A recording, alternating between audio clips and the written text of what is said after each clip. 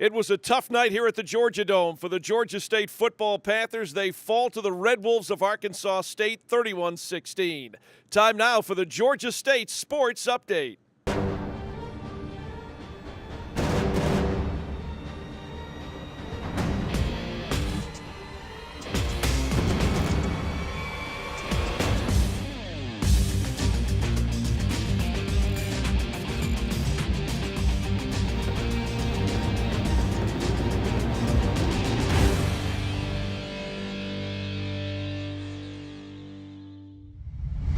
Dave Cohen here at the Georgia Dome along with Brandon Leak and Harper LaBelle. 31-16 our final score. Tough night for Georgia State football. Brandon, special teams really had a rough night tonight. And Arkansas State, to their credit, took advantage of everything that was handed to them. Yeah, they did what they had to do, and we could have done a little bit better. I think execution-wise, special teams will probably get the most of the coaching talking to, if you will, to the players. It was a situation where you had a field goal blocked and returned for a touchdown, a punt returned for a touchdown, and then we had an extra point blocked and almost returned for a two-point conversion. So you throw in the fact we also had a punt that was muffed, and it led to a touchdown for the Red Wolves. It was just a tough day all around for all of the special teams units. Of course, Harper, you look at this football team, and right up until the opening kickoff, we were not even sure who the starting quarterback was going to be. We told all week that Connor Manning more than likely would not go, that we might see Jaquez Parks. If Connor wasn't able to go, Connor did play, did his best, but the offense really had a tough time moving the football tonight. You've got a quarterback who's injured, who's going to come into play for another quarterback who was injured last week. That was one of the big difficulties that I saw, is that you didn't have anybody that was 100%. Jaquez Parks was probably going to be that third guy in the lineup, but he doesn't have any experience yet, so you're really behind the eight ball, if you will, in terms of who you're going to put out there. Connor did the best that he could. He kept us close into the ball game. In the middle of the third quarter, then things started to break down offensively, and then he started getting hit a couple of times. He was slow getting up on a few, so he gave everything that he had, but unfortunately we weren't able to move the ball offensively the way that we have in the past. Yeah, and if they're not going to be able to run the football, for two halves, and obviously you and I both know, Harper, that the strength of the offense is getting the football and throwing it downfield. If Connor's not able to do that, he was, at times tonight, but, got to get the ball in the hands of the Robert Davises. Todd Boyd had a really good ball game tonight. As you mentioned, Keith Rucker had a touchdown tonight, but that's, that is the offense. That's what we do offensively, and, we just got to be able to do it for, both halves. When you talk about the depth in the backfield with a hurt quarterback, with 3 or 4 different guys that have gone down to injury at the running back position, and then let's not forget about the offensive line as well. There's a guy, there's a few of them that have been dinged up as well. So Robert Davis is hurt, and you've lost Penny Hart for the year, and Glenn Smith got hurt today. So depth has become a real issue for the team right now, and unfortunately at a time when you really have a chance to make hay here in the Sun Belt Conference, you've got a lot of your guys that aren't able to play and they're not at 100%. So that's been a real issue. But things that we should be able to do: get the ball down, dink and dunk when you can, and then get a big play. Todd Boyd had a fantastic catch down there on the near sideline. Great catch, but we only had one. It'd be nice if we had 3 or 4. So that's part of the issue that you have when a lot of your guys are hurt and injured right now. Again, getting back to the running game, too many instances, too, and Coach Miles says this all the time, we found ourselves too many times in third and long situations, and then we would try to run the ball up the middle, and, I don't think we have the blocking to do that on a consistent, basis. The best elixir for third down woes is not to have them. You have to tip your hat to Arkansas State. They did a very good job of getting us off the field, now not allowing us to get into a rhythm, but I just think that first down and second downs have to be better downs for the Panthers, because the 3rd and 9s, the 3rd and 10s, Lord forbid we have a pre-snap penalty, and now you're looking at a 3rd and 15. Those really shorten the playbook, and when you have an injured quarterback, an injured running back, an injured wide receiver, injured offensive lineman, you're not setting yourself up to be successful on third down. So hopefully winning the first 2 downs will get better, and I think that will help the third down conversion rate for the Panthers going forward. So you've got a team that comes in and they've won 4 in a row now in the Sun Belt. They won all 8 games that they were in the Sun Belt last year, and even a couple prior to that. Their winning streak and their ability to play well on the road was something to be concerned and worried about. But we had them. We had a chance. We were tied at 10, and then there were a couple of mistakes on top of some that we had in the first half. And that's the part where you get the field goal blocked and they return it for a touchdown. The punt return that they had, we gave them 21 points through special teams. And that was frustrating for Coach Miles as he walked off the field and met with Sam Crenshaw. We sensed that frustration as well. But you're dealing with, in some cases, with some of your younger underclassmen that are on those special teams, and a mistake here that they'll find out on film, they'll have to get that corrected. But that proved to be very pivotal in tonight's game. Going back to the first touchdown of the night for Georgia State, that was right after the blocked kick and the 68-yard return.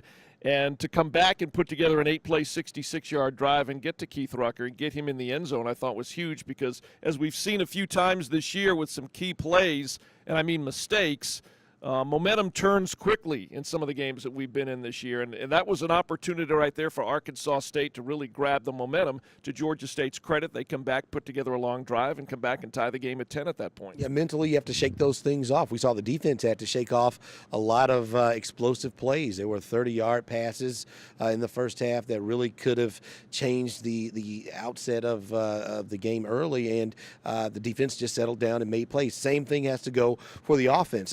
I was, very impressed by what we saw from Trey Barnett. If Trey Barnett can continue to be a third down solution, a scat bat solution, a guy who gets the ball and makes people miss, I think that's a dynamic of the offense that can certainly make this team a little bit more efficient the latter part of this season. And the fact that he was able to come in and help block as well. Coaches aren't going to put the fastest man on the team on the field if he can't block as well when they use him for decoy plays. So Trey Barnett, I thought, was a real eye-opener for this team, and hopefully he will help run the football. Running the football will solve a lot of offensive problems for the Panthers if we can clear that up the rest of the season. Hey, and so will 90-yard kickoff returns. Those help quite a bit too. And I was going to say, you told me on the radio, Trey Barnett, first time we've had someone with that kind of speed, Avery Sweeting, but he didn't have the kind of impact that Albert Wilson had, and that's why Albert's continuing to play at the next level. I'm glad I was able to help go back in the memory banks here, not too far, and I said something to the effect that, Albert is playing on Sundays right now, but Trey is one of those guys here as a freshman that has made a significant impact. Obviously, that kick return that he had, but he's had some runs earlier, too. He's not the biggest guy that's out there on the field, but because of his speed, he's able to make some people miss, and the sky's the limit for him offensively. All right, well, for Georgia State now, because they played on a Thursday night, they get Saturday off, and there's probably no team that needs the extra time off to kind of heal from the bumps and bruises than this one does. Yeah, the number one priority for the Panthers this upcoming week is to get healthy. There are just so many banged up bodies, guys who've come back probably earlier than they should because they want to be out there to help their teammates. But this is a week where you're going to get a few extra days to soak in the ice tub, to look at some film, and to really get your body healthy for the final few games of the season. So health is the number one priority. And I truly believe we can end this season on a good note if everybody can come together, not feel like the season is over, not point fingers, and find a way just to help the offense and special teams execute better and be more efficient.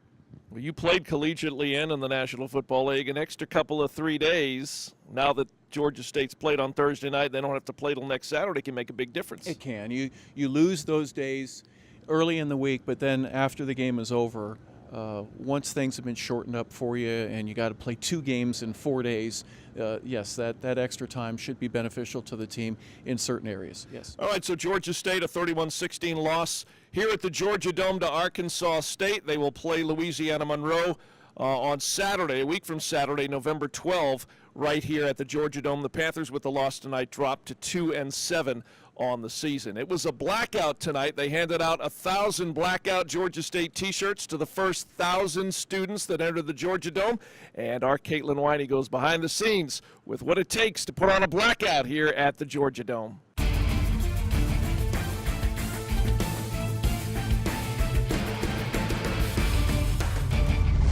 Panther fans, we are home at the Dome and we are back in black for today's game against the Arkansas State Red Wolves. Fans are expected to wear all black, as the players will be wearing their black uniforms as well.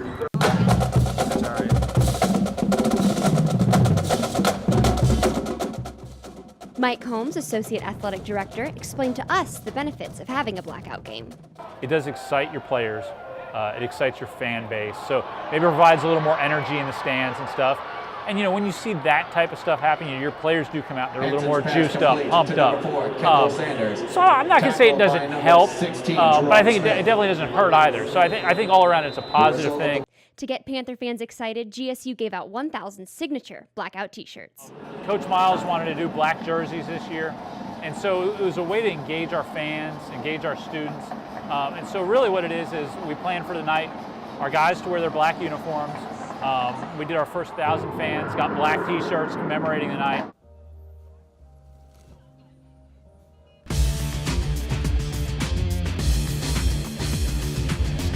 (31-16), the final score from the Georgia Dome this past Thursday night. Georgia State football fell to Arkansas State. And as we continue on here in the Georgia State Sports Update, joined right now in studio, as we are each and every week, head football coach Trent Miles. And a tough one, we play that rare Thursday night game, and which on the back end gives you a lot of extra time to prepare for Louisiana Monroe. But it was a relatively short week getting ready for the Thursday night Arkansas State game. Well, the back end for us, it gave us time to rest. Yeah. We've got a lot of beat up guys right now, so they needed some time off over the weekend. But going in, I thought our team prepared well. The short week, I thought our coaches did a really good job of getting them adjusted to the short week and going out and playing. I thought our defense was outstanding. Offense was gritty. I mean, we weren't dominating them, but they weren't dominating us. They put a few points on the board, and I thought that we were a big letdown in special teams. We had a punt return for a touchdown, a punt snapped over the head that led to a touchdown, and a field goal block, that led to a touchdown. That's 21 points, and then at the end you got the ball. There's 2 minutes to go in the game. You're down 8, but 21 of those points had been put on the board from our special teams. So, we broke down in that phase of the game, which cost us the game, and we've got to get better from that. One thing about this Georgia State football team is the ability to, in many instances, put things quickly to the side and react in a positive manner. It was a 3-3 football game. Rohier Tenlohouse, a 42-yard field goal. They come back, and which, by the way, they had missed 2 field goals, but their kid kicks a 30-yarder. Then, as you mentioned, the block field goal, they return it 53 yards. They go in 10-3 at halftime. I don't know what you said in the locker room at halftime, but the Panthers came out pretty quickly and put together a nice 8-play, 66-yard drive and a 17-yard touchdown pass from Connor Manning to Keith Rucker. I thought they responded really well coming out in the second half, and offense went down, got points on the board.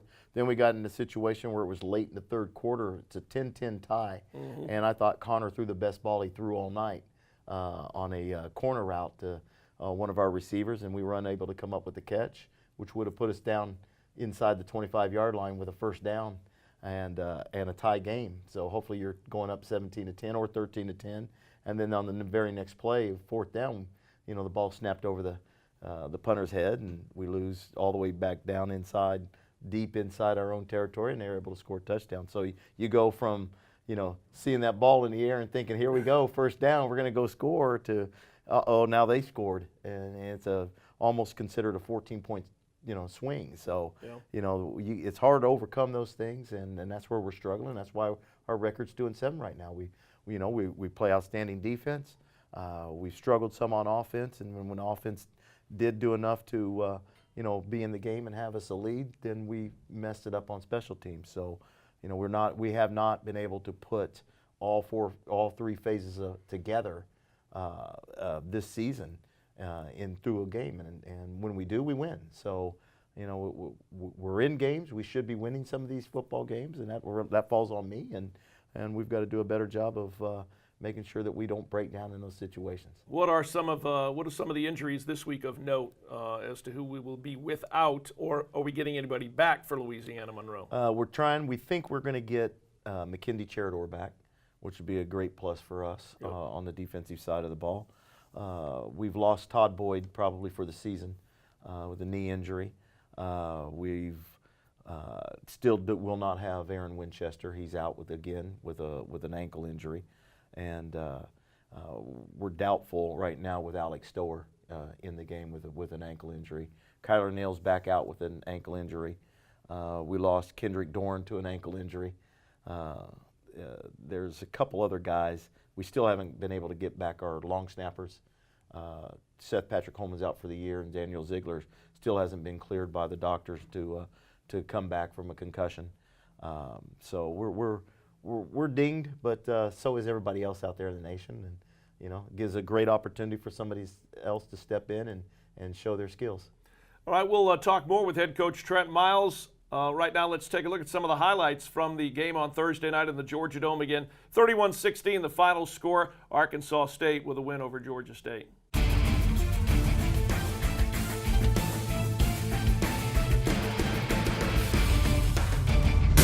Here's the snap. They'll keep it on the ground this time. Nice run there by Kendrick Dorn. Third down in the yard. They're going to hand it off to Kyler Neal. Neal gets to the outside. 30, 35, 40, 45. Kyler on his feet. 45, 40, and he'll get run out of bounds. Lines up behind Hanson. And it's going to be play action and a sack coming up for Georgia State. Snap here on third down and 5. Hanson, 2 steps back, pressure up the middle. He's going to get sacked again. Here's the snap coming up on second down. Hanson steps up in the pocket. Now he's got to be careful. He's going down again. 2 black jerseys there brought him down. A wide out now near side. Here's the snap to Manning. Connor looking, going to throw downfield. It's going to be intended for Todd Boyd. Did he hold on? What a catch. What a catch by Todd Boyd. Second and 9 snap, and they're going to go ahead and play action. Across the middle, Todd Boyd. It's caught inside the 15 down to the 10. The wide out, empty backfield. Here's Connor Manning taking the snap. In the pocket, going to roll out. Got a man across the middle. Cut! Touchdown! Keith Rucker, middle of the field. On the receiving end of that Connor Manning 17-yard touchdown pass. One lone setback to the right of Hanson, but I got to throw on this one, and Hanson's going to get wrapped up and sacked. And who got him? 44, Michael Shaw. And it'll come to Barnett at the 15. He'll get it up across the 25, 30, 35. He's still at his feet. 45, 40, midfield. Trey Barnett, the bestest Panther. 25, 20, 50, 10, 5. Touchdown, Georgia State. Trey Barnett gets 6 of those points back quickly on a kick return. It's 24-16.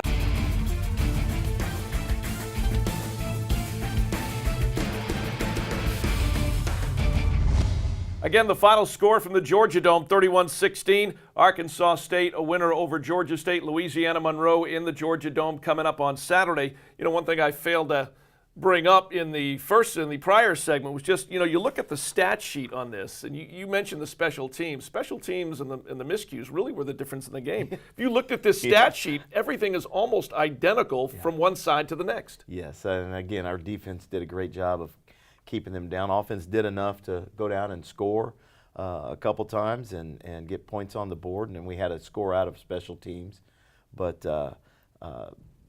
in all actuality, no disrespect to Arkansas State. They won the game. They deserved to win the game. But we gave that game away on special teams. I mean, you can't, and you can't blame the long snapper, because he's really not a long snapper. He's a linebacker. He's a linebacker helping us at long snapper, because we've got 2 of them injured, and he snaps it over his head, and then the field goal block for a touchdown. When you watch the film, if you'd have kicked it from the 10-yard line, it'd have been blocked. We didn't do our wing and tight end on that side didn't get off at the snap, or were late for some reason, and they had that thing blocked before the kicker could get to the ball. So. Which was disappointing, because he's got a strong leg, and I know that he can hit it from 49, 50 yards. He just drained a 42-yarder with plenty of room. Especially indoors. Indoors would have gave us a 3-point lead at the half, and then all of a sudden you're down 10-3. But then you fight back, and you show your character, your team, and you come back and you go down and you get a tying score, and then you have the ball again with a chance to take the lead, and you just don't come up with the play on third down, and then boom, the snap, and then you give up the one that was very disappointing was the punt return for a touchdown. Yeah. We had it punted where we wanted it to go. We had guys in the right spot, and then we have someone decide to come out of their lane, and boom, creates a big gap, and they return it. And again, hats off to Arkansas State for executing those things when we didn't. But again, that was totally a special teams blunder that game, and it cost us. It cost us the game, and it cost a great defensive effort. and it cost a hard-nosed fought offensive game that there wasn't going to be a lot of points scored in that game because both defenses are good, and both offenses are struggling. So, but we did enough on offense to score and take the lead. But it's a three-phase game: offense, defense, special teams, and we didn't do our job in coaching and playing in the special teams. And on offense too, we've talked the last couple of weeks about trying to get the running game going as best as possible. It was great to see Kyler. He had that nice 35-yard run, which was awesome. We mentioned Connor. Connor was 22 of 46, 237 yards, but combined to deliver 16 passes that were caught between Robert Davis and Todd Boyd. Robert ended up having 9 of them. So everything we've talked about with what our offense needs to do, deliver the ball to our top receivers, we did that. Oh yeah, we were doing it. And again, that's why you see you need all three phases. Yeah. And such a big letdown in the special teams just ruined it for everybody. And we'll correct it, and we'll keep doing it, and hopefully we'll never see that again. All right, quick scouting report on Louisiana Monroe, Coach, because they're up next. They're 3-6, 2-3 in the Sun Belt, but just when you think it's safe to go back in the water, they beat South Alabama in overtime, and they score 42 points doing it. Yes, they had a good game running the ball. They were able to throw it around pretty good. South Alabama turned the ball over a couple times. It really cost them. Yeah. And they're playing good football, and we're going to have. They've got 3 games left, and I'm sure that their feeling is if they can win out that they'll be bowl eligible, and so they have a lot to play for, and so do we. I mean, we have our pride, we have our home that we're defending, and we have seniors that are only going to play 3 games the rest of their life, and they want to win all 3. So we've had a good week of practice. Our kids they're more resilient than the coaches, So it's keeping everybody up. My job is keep everybody positive and everybody going in the right direction, and we are. And my hat's off to our character of our team for responding that way. And now we just got to go show it and go get a victory on Saturday. All right, Georgia State in the Georgia Dome on Saturday. Louisiana Monroe the opponent, and they'll kick it off at 2 p.m. Ready to take some questions? Sure. All right, time now for questions for Georgia State's head football coach, Trent Miles. Coach, my question is, what's been your favorite moment at GSU? Go Panthers! Obviously, my favorite moment at GSU at Georgia State University was beating Georgia Southern at Georgia Southern last year to send our team to a bowl game and just see the looks on all of our players' faces and see their eyes and seeing kids crying because they were so happy. That was a big moment, and the best thing about that moment was delivering the worst defeat in the history of their program at their home field. Hi, I'm Claire Willingham. Coach Miles, what is your greatest strength? My greatest strength would be my passion for football, my passion for my family, my passion for everything that I do, and try to be successful at is it comes from a passion from within. Hi, my name is Nelson Walker. I'm a former cross-country and track athlete at Georgia State. Graduated in 2009. Coach Trent Miles, of the 7 dwarfs, which one would you allow your daughter to date? None of them. My daughters are 11 years old, 9 years old, and 8 years old. And their mother and I have already put down a down payment on 2 rooms at St. Mary of the Woods private Catholic school where they can learn to become nuns. So there will be no dating in my house. All right, Coach, appreciate it. Let's get a win in the Dome on Saturday. Let's play good and get out of there with a W against Louisiana Monroe. Yes, let's play a lot better in all 3 phases, and we'll be fine. All right, we'll see you here next week. God willing. All right, I want to thank head coach Trent Miles joining us here. We'll continue as we move along here in the Georgia State Sports Update.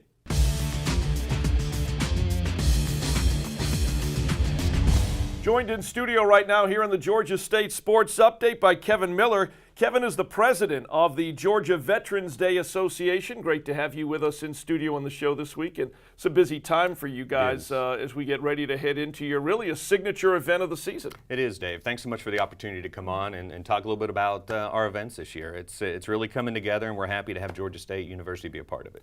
Well, first and foremost, let's talk a little bit about what the organization does. Again, it does culminate around a big event, the big parade that's coming up in Atlanta this weekend, which we'll talk about the route route here in a Sure. minute, but it will end up at the Georgia Dome. It's all a part of the Georgia State football game on Saturday. Let's talk a little bit about what the event, what the organization does, throughout the year. And I know a lot of it is planning and getting ready for this big event. It is. It's a group of volunteers. It's a 100% volunteer organization. No one receives any compensation. So everybody is there just for their love of veterans. They're either veterans or family members or supporters. So it's a great opportunity for people to come out and show their support. Let's talk a little bit about the location of the parade route. We know it's going to end at the Georgia Dome right there prior to the Georgia State-Louisiana Monroe football game. Yeah, we're very excited about that. Normally, the end of the parade means everything's over on our part and we just have everybody move safely off to the street. But at this point, with our coordination with Georgia State University, the end of the parade is actually the start of another event. So it's kind of nice for all of our entries to start in the Peachtree-West Peachtree intersection. They go down Baker Street, past the World of Coca-Cola, which is where our reviewing stand, essentially the headquarters of the parade, is located. Makes a left on Marietta and a right on International, and it goes straight into Falcons Landing for a tailgate party prior to the game. So we're very excited to let this almost be a great lead-in for hopefully, Panther domination at the football game. So.